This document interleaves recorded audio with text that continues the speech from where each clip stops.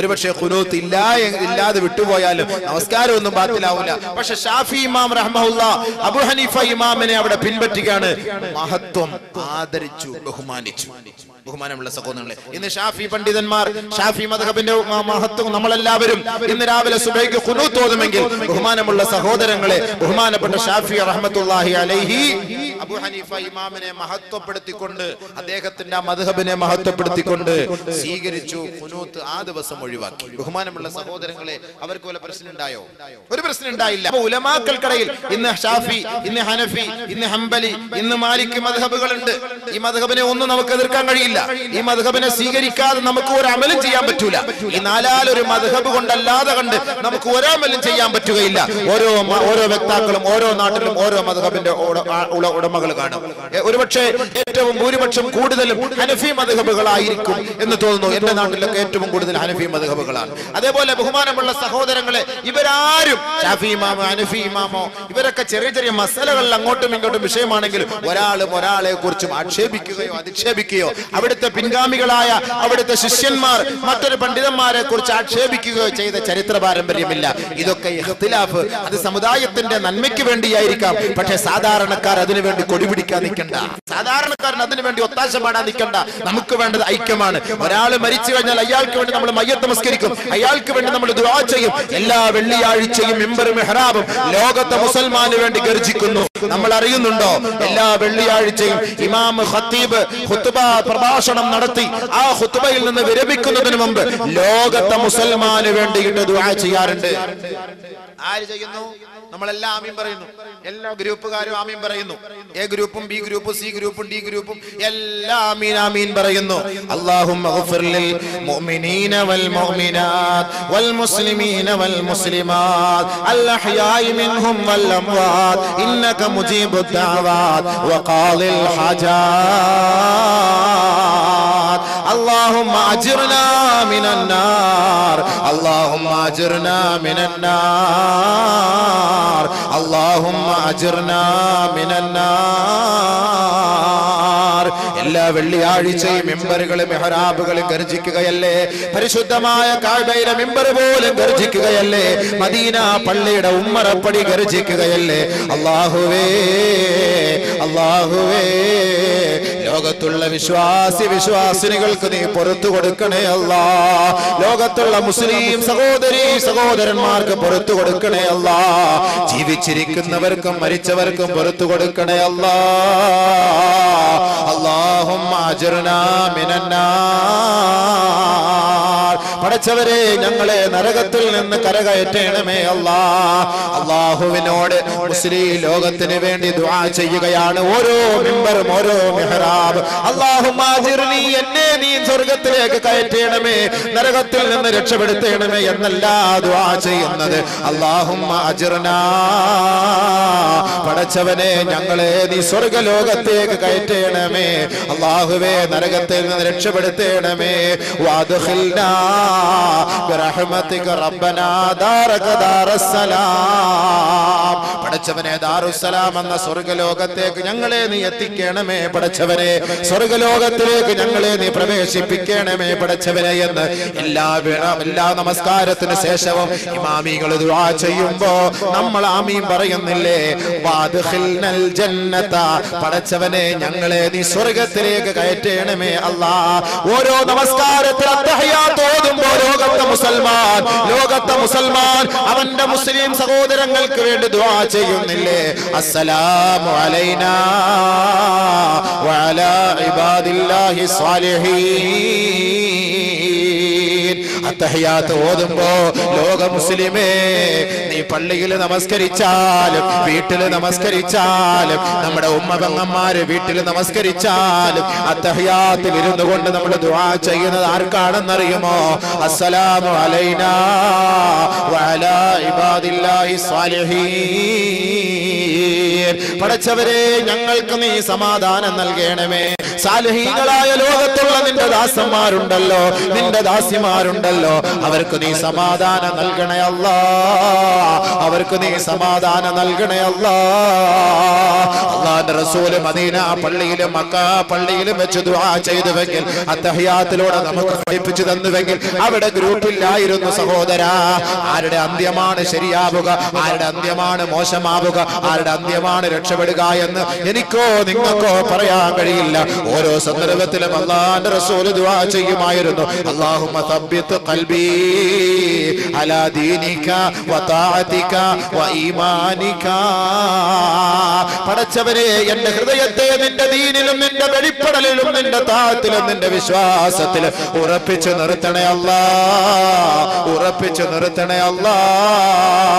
ഇന്ന് കഅബയിലേക്ക് പോകുമ്പോ, ഇന്ന് അറഫായിലേക്ക് പോകുമ്പോ അല്ലാഹുവിന്റെ റസൂൽ ഈ ദുആ നിങ്ങൾ കൂടുതൽ ചെയ്യണമേ എന്ന് പഠിപ്പിക്കുന്നുവെങ്കിൽ ദുനിയാവിൽ വെച്ച് ഈമാൻ പതറിപ്പോകാതിരിക്കാനാണത്. ഏതെങ്കിലും ഒന്ന് കാണുമ്പോ നമ്മുടെ ഈമാൻ മാറിപ്പോകാതിരിക്കാനാണത്. നാളെ മഹ്ശറ വൻസഭയിലേക്ക് പോയാൽ നമ്മെ ഇവിടെ പിഴപ്പിച്ച ഒരാൾ പോലും ആഖിറത്തിൽ നമ്മെ സഹായിക്കാൻ കാണുകയില്ല. ദുനിയാവിൽ വെച്ച് പിഴപ്പിച്ച വർഗങ്ങളെ അല്ലാഹു റബ്ബുൽ ഇസ്സത്ത് അവന്റെ കോടതിയുടെ മുന്നിലേക്ക് കൊണ്ടുവന്ന് കാട്ടിക്കൊടുക്കുമത്രേ. വലാ യസ്അലു ഹമീമുൻ ഹമീമാ യുബസ്സറൂനഹും യവദ്ദുൽ മുജ്രിമു ലൗ യഫ്തദീ മിൻ അദാബി യൗമിദിൻ ബിബനീ വസാഹിബതിഹി വഅഖീഹി വഫസീലതിഹി അല്ലതി തുവീ. നാളെ മഹ്ശറയിൽ ഓരോരുത്തരും വിലപിക്കുന്ന രംഗമാണിത്. ഞാനും നിങ്ങൾ ഓർക്കണം, നമ്മുടെ ഉപ്പയെ അവഗണിക്കുകയാണ്. എത്ര വലിയ ഗ്രൂപ്പ് ഉണ്ടെങ്കിലും, എത്ര വലിയ സംഘമുണ്ടെങ്കിലും, എത്ര വലിയ രാഷ്ട്രീയക്കാരൻ സ്വന്തം പിതാവിനെ ആരും അവഗണിക്കാറില്ല, സ്വന്തം ഉമ്മയെ ആരും അവഗണിക്കാറില്ല. സ്വന്തം ബീജത്തിൽ ജനിച്ച മക്കളുണ്ടല്ലോ, നമ്മുടെ കുഞ്ഞുമക്കളുണ്ടല്ലോ, നമ്മുടെ കരളിന്റെ കഷണങ്ങളുണ്ടല്ലോ. ഉപ്പ വീട്ടിൽ നിന്ന് പുറത്തേക്ക് പോകുമ്പോ ഉപ്പാ ഉപ്പാ എന്ന് പറഞ്ഞിട്ട് നിലവിളിക്കുന്ന കുഞ്ഞുമക്കളുണ്ടല്ലോ. ഈ കുഞ്ഞുമക്കളോടുള്ള സ്നേഹം നമ്മൾ മറ്റാരോടും കാണിക്കാറില്ല എങ്കിൽ പരിശുദ്ധ ഖുർആൻ പറയുകയാണ്, ഈ കുഞ്ഞുമക്കൾ നിങ്ങൾക്കെതിരെ നാളെ വരുമത്രേ, ഈ കുഞ്ഞുമക്കൾക്കെതിരെ നിങ്ങളും നാളെ മഹ്ശറിൽ വരുമത്രേ. ഓരോ മനുഷ്യനും അവന്റെ സ്വന്തം ആത്മാവിന്റെ രക്ഷയ്ക്ക് വേണ്ടി സ്വന്തം ബീജത്തിൽ ജനിച്ച മക്കളെ പോലെ റബ്ബിന്റെ കോടതിയുടെ മുന്നിൽ സമർപ്പിക്കും. അല്ലാ, എന്നെ എന്റെ മക്കളെ പ്രായശ്ചിത്തം നൽകിയിട്ട് എന്നെ രക്ഷപ്പെടുത്തുമോ അല്ലാ. ഓരോ മനുഷ്യനും നാളെ മഹ്ശറിൽ റബ്ബിന്റെ കോടതിയുടെ മുന്നിൽ വിലപിക്കുന്ന രംഗമാണ് പരിശുദ്ധ ഖുർആൻ പഠിപ്പിക്കുകയാണ്. വലാ യസ്അലു ഹമീമുൻ ഹമീമാ വലാ യസ്അലു ഹമീമുൻ ഹമീമാ. ഇന്ന് ട്രിപ്പിൾ അടിച്ചിട്ട് ബൈക്കിൽ കയറ്റിക്കൊണ്ടുപോകുന്ന ചെറുപ്പക്കാരാ, ബാല്യക്കാരാ, കൂട്ടുകാരാ, ഇന്ന് കോളേജുകളിൽ പോകുമ്പോ ഗേൾ ഫ്രണ്ടും ബോയ് ഫ്രണ്ടും ഒക്കെ ഇല്ലേ നിങ്ങൾക്ക്? ഇന്ന് ഓരോ കൂട്ടുകാരും നിങ്ങൾക്കുണ്ടെങ്കിൽ പരിശുദ്ധ ഖുർആൻ പറയുകയാണ്, ഇന്ന് നിങ്ങൾ യാത്ര ചെയ്യുമ്പോ നിന്റെ ഉറ്റ സുഹൃത്തുമായിട്ടല്ലാതെ യാത്ര ചെയ്യുകയില്ല. ഉറങ്ങാൻ കിടക്കുമ്പോ ഉറ്റ സുഹൃത്തുമായിട്ടല്ലാതെ ഉറങ്ങാൻ കിടക്കുകയില്ല. ഭക്ഷണം കഴിക്കുമ്പോ ഹോട്ടലിൽ ഭക്ഷണം കഴിക്കാൻ പോകുമ്പോ ഉറ്റ സുഹൃത്തിനെ കൂട്ടാതെ ഭക്ഷണം കഴിക്കുകയില്ല. സിനിമയ്ക്ക് പോയാലും ഉറ്റ സുഹൃത്തിനെ കൂട്ടാതെ സിനിമയ്ക്ക് പോവുകയില്ല. കളി കാണാൻ പോയാലും, സീരിയല് കണ്ടാല്, ക്രിക്കറ്റ് കളി കണ്ടാല്, ഫുട്ബോൾ കളി കണ്ടാല്, മതപ്രസംഗത്തിന് വന്നാൽ പോലും തന്റെ ഉറ്റ സുഹൃത്തില്ലാതെ ഈ യാത്രകളൊന്നും നീ ചെയ്യുകയില്ല എങ്കിൽ ഈ ഉറ്റ സുഹൃത്തുണ്ടല്ലോ നിനക്കെതിരെ നാളെ വരുമെന്ന് ഖുർആൻ പഠിപ്പിക്കുകയാ. വലാ യസ്അലു ഹമീമുൻ ഹമീമാ. നാളെ മഹ്ശറ വൻസഭയിലെ ഭയാനകത നീ നേരിട്ട് കാണുമ്പോ വലാ യസ്അലു ഹമീമുൻ ഹമീമാ, ഒരാളും തന്റെ അടുത്ത ഏറ്റവും അടുത്ത സുഹൃത്തിനെ പോലും ചോദിക്കുകയില്ലത്രേ. ദുനിയാവിൽ കൂട്ടുകാരനില്ലാതെ ഉറങ്ങാൻ പറ്റൂല, നടക്കാൻ പറ്റൂല, ഇരിക്കാൻ പറ്റൂല, യാത്ര ചെയ്യാൻ പറ്റൂല. കൂട്ടുകാരൻ. നാളെ മഹ്ശറ വൻസഭയിൽ ഖുർആൻ പറയുകയാണ്, വലാ യസ്അലു ഹമീമുൻ ഹമീമാ, ഒരാൾ മറ്റൊരു കൂട്ടുകാരനെ കുറിച്ച് ചോദിക്കുകയില്ല. ഹമീം എന്ന് പറഞ്ഞാൽ സദീഖിന്റെ അർത്ഥമല്ല, ഏറ്റവും അടുത്ത കൂട്ടുകാരൻ, രക്തത്തോട് ചേർന്ന കൂട്ടുകാരൻ, ഹൃദയത്തിന്റെ തുടിപ്പായ കൂട്ടുകാരൻ, കരളിന്റെ കഷണമായ കൂട്ടുകാരൻ, ഉറക്കത്തിലും വെളിച്ചത്തിലും ഉണർവിലുമെല്ലാം തന്നോടൊപ്പമുള്ള ആത്മാർത്ഥ സുഹൃത്ത്. ഈ ആത്മാർത്ഥ സുഹൃത്തിനെ അല്ലാഹു നാളെ കൊണ്ടുവന്ന് കാണിക്കും. യുബസ്സറൂനഹും, ഇതല്ലേ നിന്റെ കൂട്ടുകാരൻ, ഇവനല്ലേ നിന്നെ പിഴപ്പിച്ചത്, ഇവനല്ലേ നിന്നെ വഴികേടിലേക്ക് നയിച്ചത്, അതുകൊണ്ട് നീ അവനോട് ചോദിക്കൂ എന്ന് നാളെ റബ്ബിന്റെ കോടതിയിൽ വെച്ച് അല്ലാഹു ഈ ആത്മാർത്ഥ സുഹൃത്തിനെ നമ്മുടെ മുന്നിൽ കാണിക്കുമ്പോ ഇവൻ പറയുകയാണ്, വലാ യസ്അലു ഹമീമുൻ ഹമീമാ, എനിക്ക് കാണണ്ട അല്ലാ, എനിക്ക് കാണണ്ട അല്ലാ, എനിക്ക് ഇവനെ കുറിച്ച് അറിയണ്ട അല്ലാ.